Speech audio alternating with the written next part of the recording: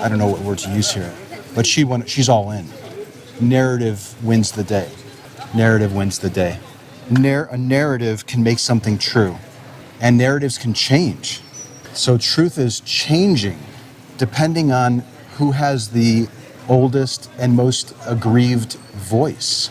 And I honestly, I don't see how humans can navigate the world with that outlook. So we're going to have to keep coming back to that.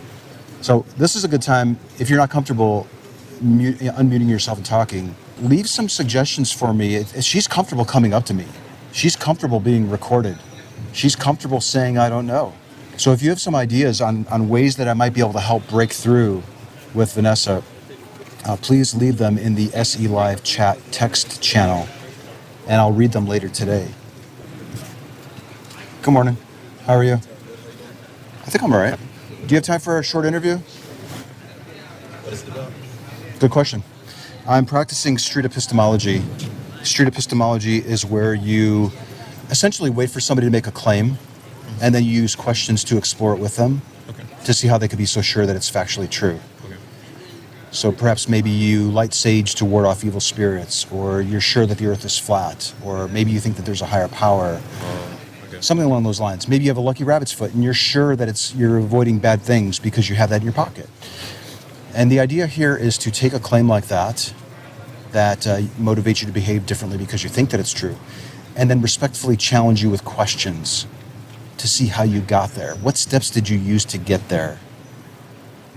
And leave you with some questions and have you look at it. Have you take another look at the thoughts that you have to see if you're justified in your conclusions for thinking that they're true. Okay. Yeah. Would you have any interest in doing an interview? Oh, okay. How long does it take? I set a timer for 4 minutes. However, when we hit the 4 minute mark, usually the person wants to keep going a little bit more. But there's no obligation to stay. After 4 minutes? You don't even have to stay to the 4 minute mark. You can leave at any time. I mean, I'm not holding you. Okay, that's fine. Can I ask you to stand in the shade there? Yeah. Okay. Thanks for stopping. My name is Anthony, by the way. What's your first name? I'm Joshua. Joshua. Pleasure to meet you. Are you okay if I record this? Yeah, go ahead. At the end of the conversation, if you're uncomfortable with it, let me know, and I won't use any of the footage. Okay. Or I can add a blur to your face or make it audio only. I've got another camera up here. Okay. This allows me to jump between the two camera views. This conversation takes a while to build, so please hang in there. I'm dying out here. It's hot. This might be my last interview of the day. I'm not sure. Okay. Okay, Joshua. Did I spell it right? Yeah, Joshua. Joshua. Yep. U-A. That's a U. Yeah. My handwriting's not the best. We can pretty much talk about any claim. However, it's ideal if it's a claim that you make because you're fairly sure that it's true, and then you find yourself acting out on it. Like you might donate to a candidate because you like her position on this thing, or you're going to actually go to that particular building and pray to a higher power because you're sure that God is real. Something along those lines. Okay. What type of claim do you find yourself making because you think that it's true? I'm a Christian. I believe there's God. Mm-hmm. Yeah, I believe there's God. You're a Christian and you think that there's a God? Yeah. Okay. You think the Christian God is real? Yes. How confident would you say that you are in your conclusion that it's factually true? 0 to 100, where 100% would be, there's no question in my mind, there's no doubt. I'm absolutely sure that this is true, and I can't possibly be mistaken on it. And then 0% would be, well, I have questions, I have doubts. I don't think that this is true at all. Oh, 100%. Yeah.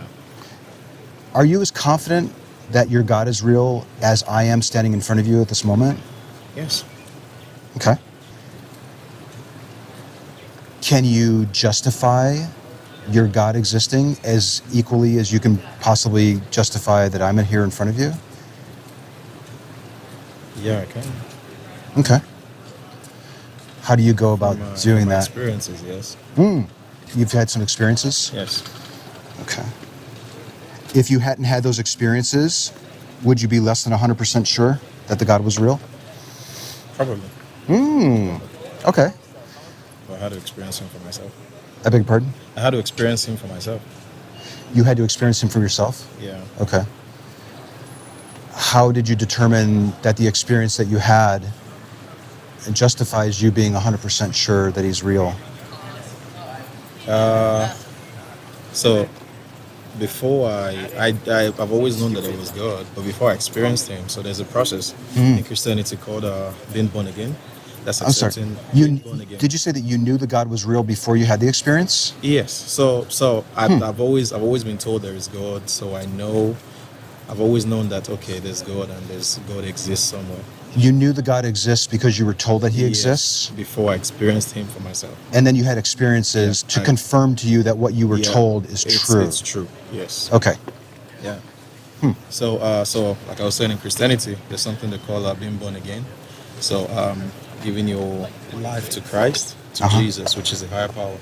Now, what happens is my personal experience. I used to be really stubborn. When I don't even know what I mean by stubborn. Hard-headed. Hard-headed, out of control. You know, I did all kinds of bad things. All kinds of bad things in the world. They call it immoral things that are not right, either by law or by moral standards, whichever way you want to look at it. You know, I'm just curious. Does your God have a specific name? Oh, he's just God. He's called by different names. Okay, I don't know if you called him Allah or No. Vishnu or Jehovah. So or Jehovah is what I call him. The Muslims, they call him Allah. you think that Jehovah God is real, and then you were told about the Jehovah God to the point where you could say that you knew it, and then you started having experiences.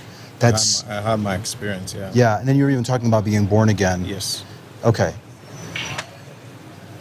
How can you be so sure that the experiences that you've had are accurately confirming the existence of the God? Okay. My experience, like I was telling you about my being born again. Have you ever tried to stop an addiction, something like smoking? Have I ever tried to stop an addiction like smoking?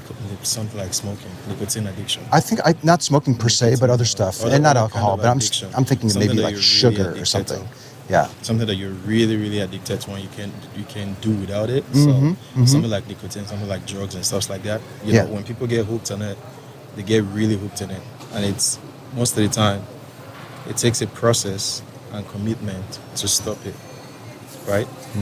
And sometimes when people try to stop it, they go back to doing the same thing. After a while, they go back to doing the same thing because they don't have enough willpower to stop it. Now, I was in a situation like that. Mine wasn't with drugs, mine wasn't with nicotine, but it was with something else. You know, and when I accepted Jesus into my life, I got the grace to stop it cold turkey. Okay. Yeah, which is, it's amazing how I lost the zeal for it. I lost the urge for it. I lost everything for it immediately. Okay. Let me repeat back what I think I'm hearing.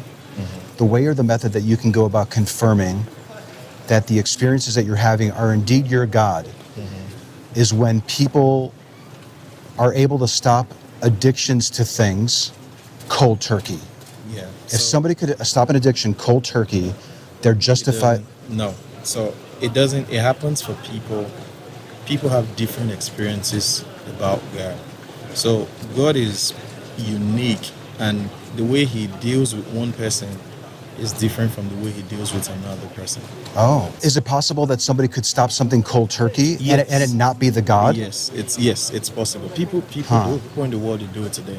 Pardon me? People in the world, they do it today. You know, some people, they do it. They stop cold turkey and they don't go back to it. Some people could stop something cold turkey and there not be a God involved in it. Yes, some do it. Some do it. But for me, that was my experience. That step happened for me when I accepted Jesus. You know, so that was when that step happened. I got you. You know, The timing of you accepting Jesus with your ability to stop cold turkey, this addiction that you had, leads you to conclude with 100% confidence that your God is real. yeah. Okay. That's one experience. That's one of probably many that you have. Yeah. Yes. Okay. Yeah. Another experience is I hear Him talk to me like you're talking right now. You hear your God speaking to you? Yeah, like you're talking to me right now. Another experience is my coming to San Antonio. I beg pardon? My coming to San Antonio is another experience. You coming to the city is another. Okay. So this city called San Antonio, it's another experience entirely. Well, you got me really interested in this idea that you're actually able to hear your God. I don't think I've run into a lot of people who say that. Yeah. So there are different ways people hear from God. It's just about them knowing that God is the one talking to them. You have to get to the point where you differentiate between God telling you something and you just imagining something. Two things. You have to determine... You have to get to the point where you can differentiate. You have to get to the point where you can differentiate between God telling you something and what? And you just imagining things. And you just imagining things. Yeah, so for example, this might not be the best example, but let's assume you have a pet, you have a dog, and you're not there. Maybe you're outside, your dog is inside, and you call the name of your dog. Your dog will start looking for you immediately because they already know your voice. You get it? So they start looking for you immediately with excitement because they already know your voice. Someone else can try to call them again. They will look with curiosity instead of excitement. You get my point? I think I hear what you're saying. What I think I hear you saying is, if I hear an audible call and I question it, and I'm a little skeptical of it because I don't recognize it, then I'm not justified in saying that was God. No, it doesn't mean that. What it means is, maybe at that point in time, you haven't really differentiated or you haven't distinguished between God talking to you and you just imagining things. Yeah. How does a person like yourself go about differentiating God's voice from you imagining things? So it's about knowing what you're doing. It's not knowing what you're doing per se, but it's God speaks to people in different ways. Just the way the voices of your loved ones are unique. Just the way the voices of your loved ones are unique, and you can differentiate. Hey, how you doing? Yeah. Hello. And you can differentiate between each of their voices. That's how it is. After a while, you walking in the faith, being a Christian, you can differentiate and know when God is telling you something. Is it possible for a person to think that they have the ability to differentiate between God's voice and their imagination, and then they hear something and they're sure that it's God's voice, and yet in reality it is their imagination? If you're sure that it's God's voice, what it means is at that point in time, you already know God talk. You already know how God speaks to you. And when you hear his voice, you already know. So if we're going by that person's example, it's not really their imagination, quote and unquote, if we're going by their example. Now, the thing with God is, and Christianity is, for the most part, if you want to hear consistently from God, except God is pulling you, sometimes even those that are not Christian, they hear from God. Case in question. Do you read the Bible? No. Okay. So there's this story in the Bible, story of this man called Paul. His name was Saul before. He was persecuting Christians. He was a Jew. He was persecuting Christians, going around killing Christians, supervising the killing of Christians. And then God spoke to him, and he heard God's voice audibly. That was before he became a Christian. So there are experiences like that with people that are not yet Christians that God wants to pull away from their way of life and pull them into Christianity. And that was a turnaround for Paul. Okay. What I'm hearing here is that a person can be sure that they're not imagining God's voice and that it really is God's voice if they're sure that it's God's voice. That's one way, yeah. That's what I hear you saying. That's one way. There's no way a person can be mistaken about hearing God's voice if they are sure that it was. Let me give you a clear example between. Are you able to just answer? Yeah, what you're saying is, now, one major way for you to know that it is God's voice, irrespective of if you really fully understand when God is talking to you and when God is not, is that God won't tell you, hey, go take a gun and kill that person. He won't tell you that, because that's not the kind of person that he is. Okay, I see. If somebody were to hear what they thought was God, demand that they do something to harm another person outside, yes, that would be one way of saying, oh, that's my imagination. That can be God, because God is not like that. God will not harm anybody. He loves everybody, so he won't direct you to go harm people. Could a person imagine that it was a God that was telling them to do something good? You could imagine that, yeah. Could a person imagine that a God was talking to them and it wasn't? Could a person imagine that was God talking to them and it wasn't? Well, probably. I don't know. People's experiences are different. So I don't know, probably. Last question. Could you be imagining that your God is talking to you and he's not? It's not an imagination because I already know for a fact how God talks to me. Because you're sure that it was. Yeah, so I know the different ways he talks to me. When I hear his voice, I know. If I am not sure if it is God, I have the direction of the scriptures, the Bible, which is God's word. And I have to go by, if I'm not sure, I have to go by the guidance of the Bible. That's interesting. God won't tell you anything to do. God won't tell you anything outside of the confines of his word. Okay. When there are instances where you hear a voice and you're not entirely sure it's the God, you can then go to... Cross-check it with the Bible. You cross-check it with the Bible to see if that really was God's. Just to make sure, because God won't do anything contrary. Could a person actually imagine that a God was talking to them, go to a holy book for confirmation, think that they found the confirmation, and then conclude that the God really was talking to them when in reality it wasn't? If you find a confirmation in the Bible, yeah, you can, yeah. Can I repeat my question? Because I think maybe it got missed. Okay. Could a person think that they're hearing God's voice and they're kind of wondering about it, and then they decide to go to their holy book, like a Bible or the Quran or the Bhagavad Gita, and then they look for a corroboration, something in the book to confirm that that really was God's voice, and they find a verse that's in there. Like, oh, good, I found a verse to confirm that that was God's voice. Could they go through all those steps and still be mistaken that it was God's voice? I don't think you can go through that step genuinely if you don't have an ulterior motive and then find a confirmation on there and just say, okay, this is it. There's no way a person could go to a holy book to confirm that they heard God's voice and be mistaken on it? You can confirm. You can confirm. You can go to the Bible. Almost anything you want to look for in the Bible today is there. Can people be finding things in the Bible that are confirming things that are not really true? That are not true how? They're not factually true in accordance with reality. Could people go to the Bible? No, I don't think so. If anyone goes to the Bible, they'll only be confirming factual things? Yeah, whatever you find in the Bible, it's things that are in history. Yeah, so it's confirmable. It's confirmable in the Bible. Yeah, Okay. If you look through history, you probably will find the signs of it. Okay. I think this might be a good point to end it. Because I don't know if you come here regularly, but... This is my school. This is your school. Okay. Well, I am hoping to have multiple conversations with the same people over the course of this semester, with time in between for us to think about what we just talked about. Can you get it? And I have a card here as well with my email on it. And then the last thing, there's no obligation, but would you like to have one of these three pieces as a gift? It's a visual reminder of the conversation, and you can take it, and then if you want to come back for the other two pieces, you can build out the set. But there's no obligation to either take one or even come back for the other two.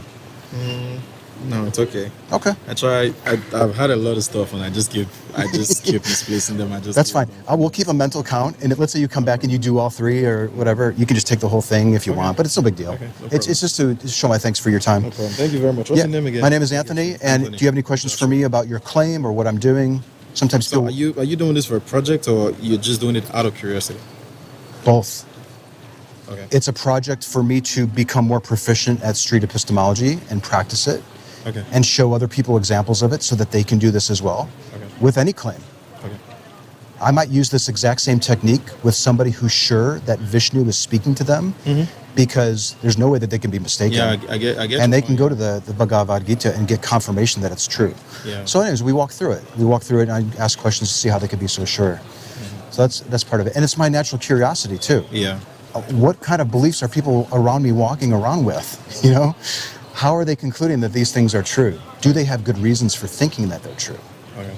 So what do you believe in? What are your strong beliefs that drive your motive, that drive your actions and your doings? That's a good question. Well, one strong belief that I have, I think, is that listening to a person explain how they got to their conclusion can be really useful for having them take another look at their step. Maybe me even considering to adopt the belief. That's probably one thing that I have. Do I think that there's a higher power who's actually communicating with certain people and talking to them? I'm very skeptical about that. Yeah, I'm very skeptical. I said it in the beginning? Yeah, you said I asked you while we're talking. You did? I don't remember. You asked me if I believed it? Yeah. Oh, yeah. Did you ask me if I was a Christian? Okay, so what motivated you to start doing this? What was The motivation is I'm noticing that people who talk about God's existing or global warming or vaccines causing autism, for example, when we have dialogues, they're not usually effective conversations. They're usually people arguing and not seeking to understand. So I'm trying to model a different way of having a conversation where we're trying to understand each other. And I'd like you to have a better understanding of your own views at the end of it. Sure, some of your questions are your questions that if you really don't, if you're not sure and you don't know, then it makes you want to really think and reconsider. But Anton, it's nice meeting you. I'd like us to talk again. I would love to talk to you again, Joshua. Let's please do it often are you again. here? I'm going to try to be here weekdays if the weather's decent like this and it's not too noisy in this area, then I'll be here. What time weekdays? It just varies? Pretty much maybe like 10 a.m. to 1 p.m. Okay. Yeah. Okay. You? Monday, Wednesdays, Fridays, I'm here in the morning. Today's Tuesday, though. It's semester What brings you here today?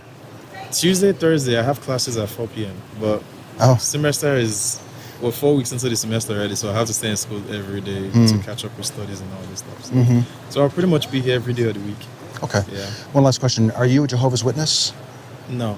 You're not? Okay. No, Because you said Jehovah, you made me wonder if you were JW. No. So it's the God is called in different ways, different names. So there's Jehovah, there's Yahweh, there's I am that I am. It's different.